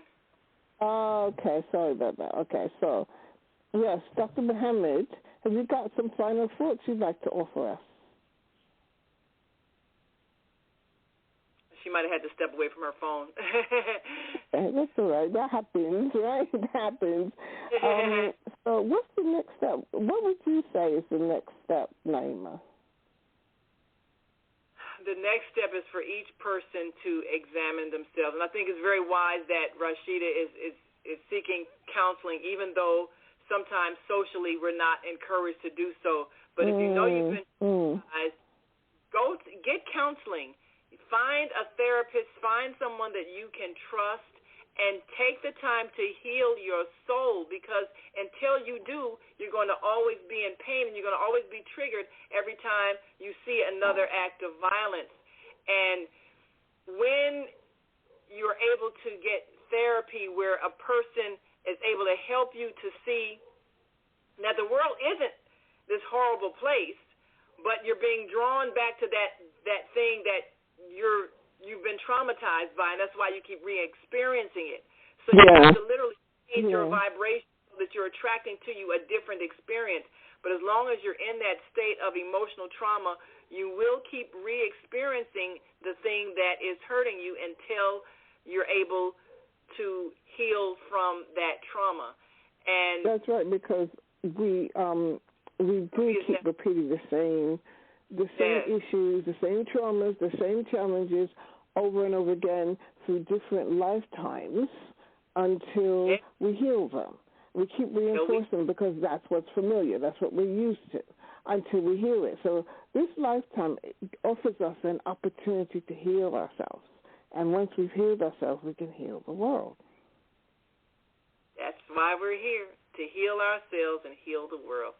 Well, thank you so much, Zhana. It's a fascinating show, and so grateful. And we've got one caller. I believe this is Lois from Chicago. You got about 30 seconds before we go. Go right ahead. questions? Thank comments? you so much. Thank you. God is so good. Thank you for this show. You know, the problem with being traumatized is that the services of counseling is not offered to our people. We have to go along with this scar on our backs from the slavery time. Some of us are still suffering from what our foreparents went through.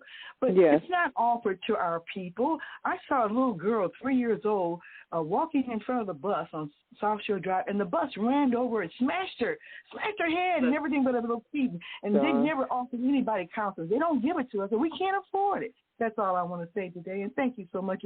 But I know that prayer works. It changes all kind of situations, every situation. It does. Well, always pray, and God will steer you to the help that you need, because God works through people, and the universe works through people. If you don't have a belief that says there is a being that's not energy of creation, whatever it is, will help you out. Hi, Zhana. Thank you, everybody. Thank you so much. And to my lovely executive producer, and I'll be back again in November.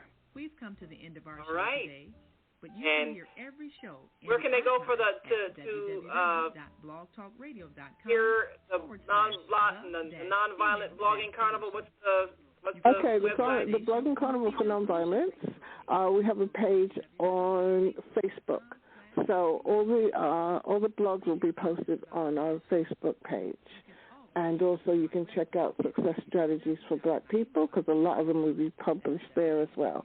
And I made reference to a couple of blogs to do with domestic violence.